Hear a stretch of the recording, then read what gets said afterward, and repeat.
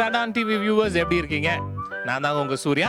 என்னடா இன்னைக்கு கையில் மைக்கும் அதுவுமா நிற்கிறேன்னு பார்க்குறீங்களா? இன்னைக்கு ஒரு ஸ்பெஷல் ஒகேஷனுங்க. என்ன ஒகேஷன்னு கேட்டிங்கன்னா, நம்ம ப்ராஜெக்டோட வெரி சீனியர் ஆர்டிஸ்ட்டுங்க, சரியான ஆர்டிஸ்ட்டு. அவர் ஃப்ரேமில் வந்தாருன்னா அப்படியே பேக்ரவுண்டெல்லாம் அப்படியே தெரிக்கும், பிஜிஎம்லாம் பறக்கும், அப்படியே நம்மெல்லாம் அப்படியே தெரிச்சிருவோம். அந்த மாதிரியான ஒரு சீனியர் ஆர்டிஸ்ட்டு. அவர்கிட்ட அவரோட பர்சனலான விஷயங்கள், அவரோட மனசை தொட்ட விஷயங்கள், மனசை தொடாத விஷயங்கள் அப்படின்னு அவருக்குள்ளே இறங்கி ஒரு அலச போகிறோம். அவர் ஜோக்ஸ் அப்பார்ட், பட் எங்களுக்கு எல்லாமே ஒரு நல்ல நண்பர்னு சொல்லலாங்க. ஏன்னா சீரியலில் ரெகுலராக பார்க்குறவர், எங்களோட சீன்ஸ் வந்துச்சுன்னா ரெகுலராக ஃபோன் பண்ணி ரொம்ப பிரமாதமாக பண்ணியிருக்கப்பான்னு மனசார வாவிட்டு பாராட்டுவார். அப்புறம் நிறைய குறைகள் எல்லாம் டிஸ்கஸ் பண்ணுவார். அப்படி ஒரு நல்ல மனிதர், நல்ல நண்பர் எங்களுக்கு. அவர் யாருன்னு பார்க்குறீங்களா? பயங்கர சஸ்பென்ஸ் எல்லாம் கிரியேட் பண்ணிட்டு நான் இம்மிடியட்டாக யாருன்னு சொல்லுவானா அவர் வந்தாருன்னா மறுபடியும் இப்போ நீங்கள் பேக்ரவுண்டில் பிஜிஎம் போடணும். எடிட்டர் பயங்கரமாக போட்டு வச்சுக்கோங்க, சரியான பிஜிஎம் செலக்ட் பண்ணி வச்சுக்கோங்க.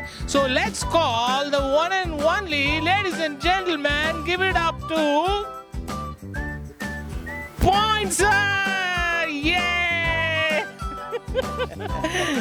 பாயிண்ட் சார், நாங்கள் எல்லாருமே உங்களை பாயிண்ட் சார்னே கூப்பிட்டுறோம். உங்களுடைய பேர் ஜோக்கர் துளசி இல்லையா? எவ்வளோ ஒரு அருமையான பேர் பார்த்தீங்களா? ஜோக்கர் துளசி சார் இன்னைக்கு வந்திருக்காரு. அவர்கிட்ட நான் ரொம்ப நாளாக கேட்கணும்னு நினச்ச ஒரு பர்சனலான கேள்வி. தாராளமாக. இப்போது நீங்கள் வந்து மாதம் ஆனால் என்ன ஷூட்டிங் இருந்தாலும், என்ன பிஸியான ஷெட்யூல் இருந்தாலும், நீங்கள் ஒரு ட்ரிப் எடுத்துக்கிட்டு காலபைரவர் கோயில் போயிட்டு வரீங்க.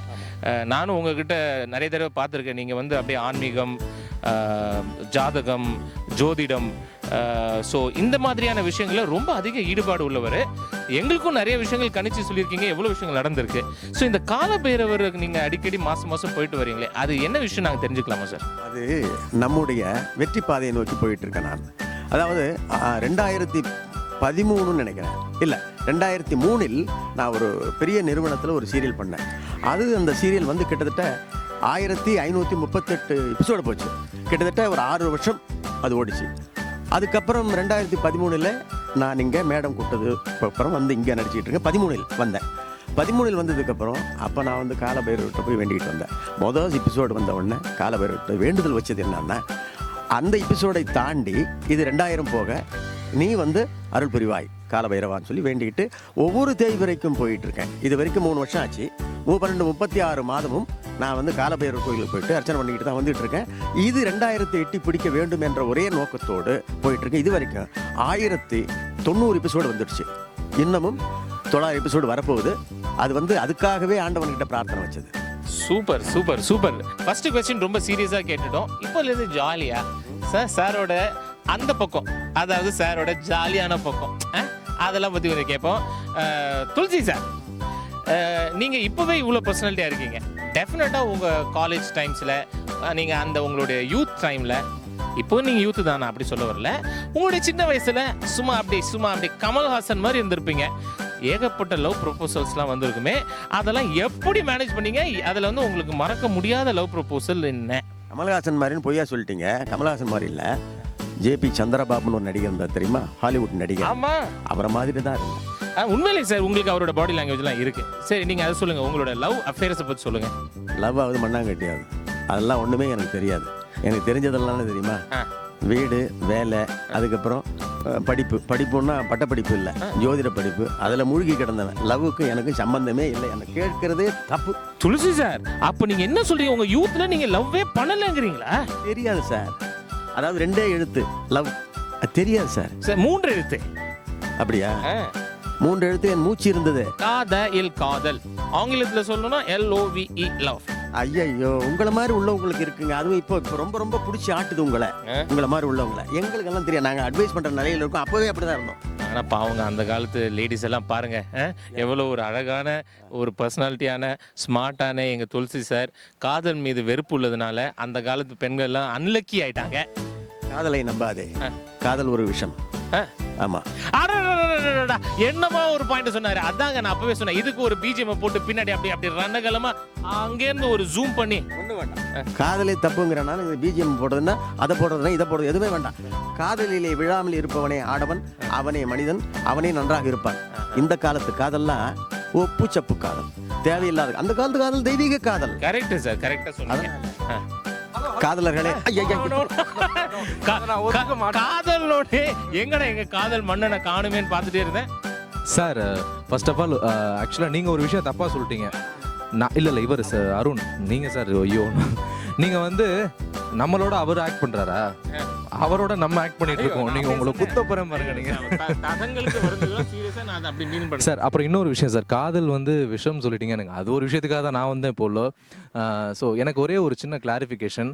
காதல் அப்படிங்கிறது வந்து நீங்கள் கல்யாணத்துக்கு முன்னாடி இருக்கிற காதல் மட்டும் சொல்ல முடியாது. கல்யாணத்துக்கு அப்புறம் இப்போ நீங்கள் உங்கள் மனைவியோட, இப்போ நான் என் மனைவியோட. ஹலோ, இவர் பாருங்க, இவருக்கு ஒரு பர்சனல் அட்வர்டைஸ்மெண்ட். ஹலோ, இன்னைக்கு உங்க வீட்டில் ஸ்பெஷல் கவனிப்பு தான். போங்க நீங்க. ஒன்றும் இல்லை சீரியஸாக. இப்போ எங்கள் அம்மா என் மேலே வச்சிருக்கிறது கூட காதல் தான். அது வேற விதமான ஒரு காதல். ஸோ நீங்கள் உங்கள் பசங்க மேலே வச்சிருக்கிறதும் காதல் தான். இல்லை வியூவர்ஸ் கரெக்டாக தானே பேசுகிறேன், நான் சரியாக தானே பேசுகிறேன். அண்ணா, இப்போத்தி இளைஞர்களே காதல் பண்ணாதீங்க. கல்யாணம் பண்ணிக்கிட்டு காதல் பண்ணுங்க மனைவிய. அதைத்தான் நான் சொல்ல வரேன். சார், யார் மனைவிய? ஹலோ, அவர் பெரிய மனுஷன், அவரை போட்டு நீங்க. சார் ஒரே ஒரு நிமிஷம். நீங்க காதலிச்சு கல்யாணம் பண்றது கசப்புல போய் முடியுது. அதை விட கல்யாணம் பண்ணி பெரியவங்க பார்த்து கல்யாணம் பண்ணி வச்ச மனைவியை காதலிச்சுக்கிட்டே இருங்க 100 வருஷம். அதுதான் நிலைக்கும். சார், அப்படி பண்ணாலும் ஊர்ல இருக்கவங்க எல்லாம் திட்டாங்க சார். பெரியவங்க பார்த்து கல்யாணம் பண்ணி வச்ச மனைவியை நீ என்னடா பண்ற அப்படிங்கிறாங்களே.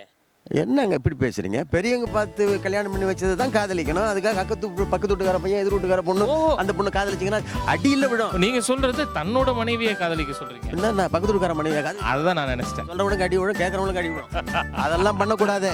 முறையா இருங்க, நல்லது செய்யுங்க, நல்லதே நினைங்க, நல்லதே நடத்துங்க, எல்லாம் நல்லதே நடக்கும். Super point sir. பிரமாதமா சொன்னாரு. ஜோக்ஸ் அப்பார்ட் பின் எடுத்தாரு பாருங்க. ஸோ நான் அவர்கிட்ட மறுபடியும் நான் கேட்க வேண்டிய, ரொம்ப நாளாக கேட்கணும்னு நினச்சிட்டு இருந்த கேள்வி. பாயிண்ட் சார், நீங்க என்ன டிட்டர்ஜென்ட் யூஸ் பண்றீங்க? என்னது? துணி துவைக்கிறதுக்குலாம் என்ன டிட்டர்ஜென்ட் யூஸ் பண்றீங்க? ஏன்னா உங்க மனசு போலயே நீங்களும் எப்பவுமே வெள்ளையும் சொல்லுமா, செருப்புல இருந்து எல்லாமே பக்கா பிரைட் ஒயிட்டா இருக்கே. அது எப்படி? என்ன சோப்பு விளம்பரத்துக்கு இந்த மாதிரி இருக்குது? அதான் கேட்குறேன். எப்படி அது என்ன சோப்பு யூஸ் பண்றீங்க? என்ன சோப்போ, ஏதோ ஒரு கன்றாவி சோப்பு யூஸ் பண்றேன். மனசு வெள்ளையா இருக்குது, உடையும் வெள்ளையா இருக்குது, அவ்வளவுதான். அடாடாடாடா, அப்படியே ஆமா துளசி சார், எல்லாமே வெள்ளையா இருக்குது. பின்னிட்டீங்க நீங்க வந்து. பின்றதுக்கு ஜடையா வச்சிருக்கேன், ஜடையா போட்டுருக்க, முடியா இருக்குது. முடி உள்ளவன் கொண்டா போட்டுக்கிறான். என்கிட்ட எதுவுமே இல்லை. அரபியில் ஒன்றும் இருக்காதீங்க, ஒண்ணுமே கிடையாது. மக்களே பாருங்க, நீங்க வந்து டிட்டர்ஜென்ட்ல நிறைய ஸ்பெண்ட் பண்றதை விட்டுட்டு மனசு சுத்தமா வச்சுக்கிட்டீங்கன்னா நீங்க என்ன ட்ரெஸ் போட்டாலும் பாயிண்ட் சார் மாதிரி வெள்ளவெளீர்னா எல்லாம். ஸோ அதுதான் முக்கியம். இதுல வந்து இதனால நாங்க சொல்ல விரும்பிய கருத்து என்னன்னா, மனசை நீங்க சுத்தமா வச்சுக்கணும். அதேதான். அப்புறம் பாயிண்ட் சார், நான் வந்து அப்புறம் இந்த வயசுலயும் இவ்வளவு சுறுசுறுப்பா இவ்வளவு ஆக்டிவா இருக்கீங்களே, அதுக்கான சீக்ரெட் என்ன? ஏதாவது லேகியம் அங்கேயும்? அந்த மாதிரி லேகியத்துக்கெல்லாம் நான் போனதில்லை. நல்ல உள்ளம் வேணும், நல்ல சிந்தை வேணும், சிந்தைக்கேற்ற நல்ல நடத்தை வேண்டும், நல்ல உணவு வேணும், ஆரோக்கியமான உணவு வேணும். பசிக்கும் போது தான் சாப்பிடணும், ருசிக்கு சாப்பிடணும்னு அள்ளி போடக்கூடாது. அளவோடு சாப்பாடு, அளவோடு தூக்கம், அளவோடு சிந்தனை, அளவோடு செயல்பாடு, நல்ல செயல்பாடுகள் இருந்தால் என்னைக்குமே இளைஞன். பிரமாதம் சார். நல்லதோ கெட்டதோ அளவோட இருந்தா பெட்டர் அப்படின்னு கூப்பிடுறாங்க. மறுபடியும் சரி மக்களே, பாயிண்ட் சார் எவ்வளவு நல்ல நல்ல விஷயங்கள் நமக்கு சொல்லிட்டு இருக்காரு. ஸோ நம்ம இந்த கூடிய சீக்கிரம் நம்ம மறுபடியும் மீட் பண்ணுவோம். ஓகே பாயிண்ட் சார், நான் இப்போ ஸ்டார்ட் போயிட்டு வந்துடுறேன். Point sir, thank you. இந்த குதிரோட்டம் பப்பு மாதிரி ஓடுறது பாருங்க, அடேங்கப்பா. இந்த இனிய தீபாவளி நன்னாளிலே ராடான் நிறுவனர் திருமதி ராதிகா சரத் அவர்களுக்கும் இனிய தீபாவளி வாழ்த்துக்கள் சொல்லும்போது, ஆயுள் ஆரோக்கியம் செல்வம் செல்வாக்கு நிலைத்த புகழோடு வாழ்ந்திட என்னுடைய இறைவனை நான் வேண்டிக்கிறேன். அது மட்டுமல்ல, கிட்டத்தட்ட 2000 குடும்பங்கள் இந்த ராடான் நிறுவனத்தினாலே பிழைக்கப்படுகிறது. அந்த குடும்பங்கள் வாழ்ந்து கொண்டிருக்கிறது. அந்த நிறுவனம் நல்லா இருக்கணுங்கிறது தான் என்னுடைய முக்கியமான தீபாவளி நல்வாழ்த்துக்கள். Radaan TV viewers, YouTube viewers அத்தனை பேருக்கும் என்னுடைய தீபாவளி நல்வாழ்த்துக்கள். எல்லோரும் பட்டாசு வெடித்து சொந்தமாக எல்லோரும் குதூகலமாக இருக்க நல்வாழ்த்துக்களை தெரிவித்துக் கொள்கிறேன். தீபாவளி வாழ்த்துக்கள்.